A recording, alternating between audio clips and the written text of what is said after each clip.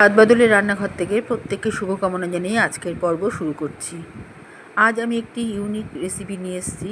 শিমের একটু আলাদা ধরনের রান্নাটা। আমাদের রসনা প্রতিনিয়ত বিভিন্ন ধরনের নতুন নতুন স্বাদ গ্রহণ করতে চায় এবং সেই বুঝেই আমাদের নানা রকম এক্সপেরিমেন্ট, এবং সেই জন্যই আমি একটা ইউনিক রান্না নিয়ে এসেছি যেটা খেতে অসম্ভব সুস্বাদু। রান্না করার পদ্ধতি দেখলে কিছুটা অনুমান করা যাবে রান্নাটা কীরকম হচ্ছে। তো যাকে আজ আমি যেটা বানিয়েছি সেটা কাঁচা আলু বাটা দিয়ে শিমের নিরামিষ তরকারি।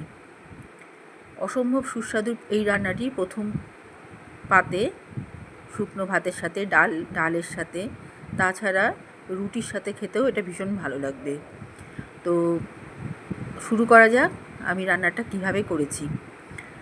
আমি এখানে আলু বেটে নিচ্ছি, কাঁচা আলু। আমি বিস্তারিত দেখাচ্ছি যেটা একটু পরে। কাঁচা আলু আমি বেটে নিচ্ছি। এখানে উপকরণ বলতে আমি আদার কুচি, কাঁচা লঙ্কা কুচি, ক্যাপসিকাম কুচি, কড়াইশুঁটি, কাঁচা আলু এবং ছোটো ছোটো করে কেটে নিয়েছি। এটা আমি বেটে নিব, যেটা একটু আগেই দেখাচ্ছিলাম। কাঁচা আলু বাটা।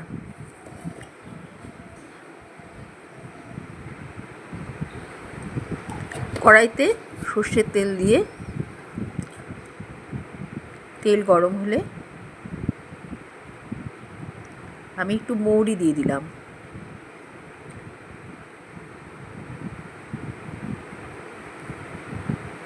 মৌরির থেকে বেশ একটা সুঘ্রাণ বেরোলে, মৌরি যখন ভাজা ভাজা হয়ে যাবে তখন একটা সুঘ্রাণ বেরোবে। তার সঙ্গে আমি তারপরেই দিলাম কালো জিরা। কালো জিরা মৌরিটা ফোড়নে বেশ ভালো করে পুড়ে আসবে। এই সময় আমি দিলাম ক্যাপসিকাম, আদার কুচি, আদার কিমা আর কাঁচা লঙ্কার কিমা দিয়ে দিলাম।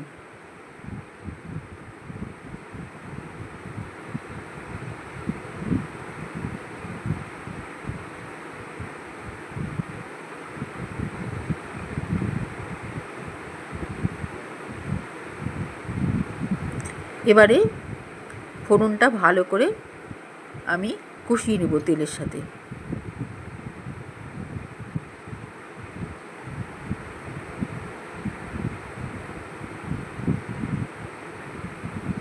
এবারে যে আলুটা আমি পেস্ট করে রেখেছিলাম, কাঁচা আলু, সেই আলুটা দিয়ে দিলাম। এখানে কাঁচা আলুর পেস্ট দেওয়া হলো।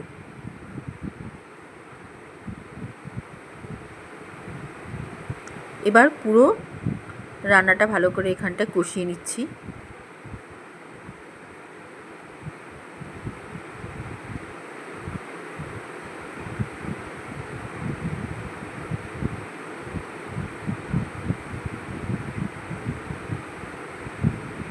শীতে আমরা এরকম শিমের নানা রকম আইটেম খেয়ে থাকি, ডালে, চচ্চড়িতে, পোস্ত দিয়ে, ধনেপাতা দিয়ে, বিভিন্নভাবেই আমরা খেয়ে থাকি।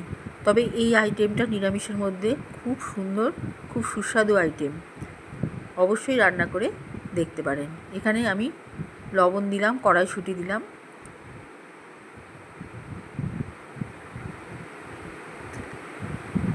আলুর থেকে একটা রস ছাড়বে, কড়াইশুঁটি থেকেও তাই, লবণ দেওয়া আছে। এবার আমি লঙ্কার গুঁড়ো দিয়ে দিলাম,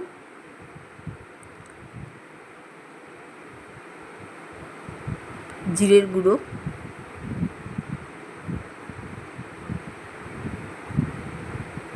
হলুদের গুঁড়ো,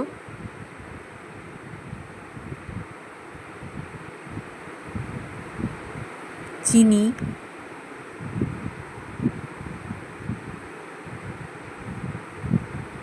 এবার শিমটা আমি একটু জলে ভিজিয়ে রেখেছিলাম, ধুয়ে নিয়ে এবার জল শুদ্ধ শিমটা এর মধ্যে দিয়ে দিলাম, এই মশলাগুলোর মধ্যে। আর একটু সামান্য জল এর সাথে অ্যাড করলাম, ঢাকা দিয়ে দিলাম। এবার সব শুদ্ধ সেদ্ধ হওয়ার সময় দিচ্ছি।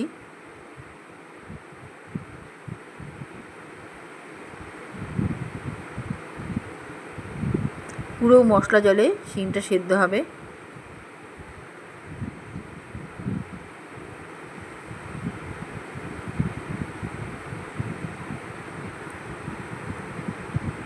এইভাবে আস্তে আস্তে ঝোলটাও ঘন হয়ে আসবে শিমের, আর শিমটা সেদ্ধ হতে থাকবে।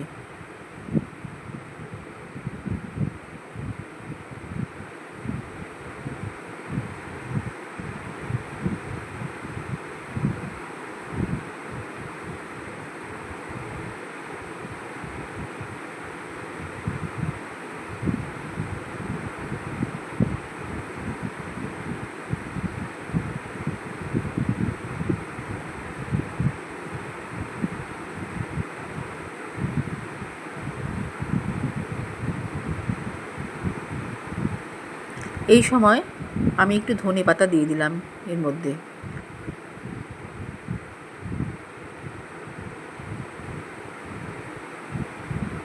ধনেপাতাটা আমার গাছের ধনেপাতা, টবে হয়েছে, ইতিমধ্যেই ফুল চলে এসছে। এর সুঘ্রাণটা খুব বেশি, বাজারের থেকে একটু আলাদা টাইপের। ধনেপাতাটা দিয়ে আমি আর সামান্য একটু জল দিয়ে দিচ্ছি, খুব সামান্য, 1 চামচা 2 চামচের মতো। এবার দিচ্ছি শাহি গরম মশলা, আর দিচ্ছি সামান্য চালের গুঁড়ো। এটা আমি শুধুমাত্র টেস্টের জন্য দিচ্ছি।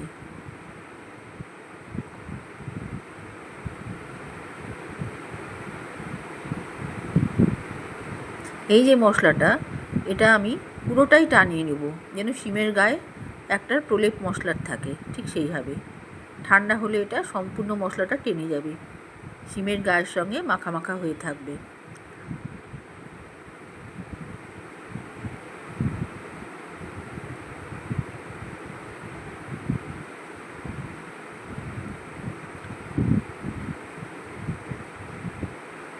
অবশ্যই এই রান্নাটা একদিন ট্রাই করে দেখবেন। এখন শিম বাজারে উঠে যাচ্ছে, উঠতে শুরু করেছে, বহুদিন থাকবে এখনও।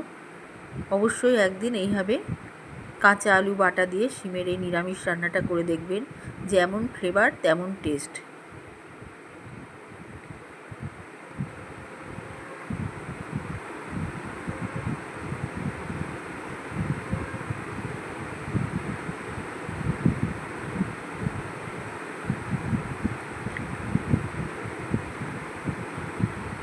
আমার রান্নাটা এখানেই শেষ। আমার চ্যানেলটিকে সাবস্ক্রাইব করবেন। আবার আগামীকাল অন্য একটি রেসিপি নিয়ে।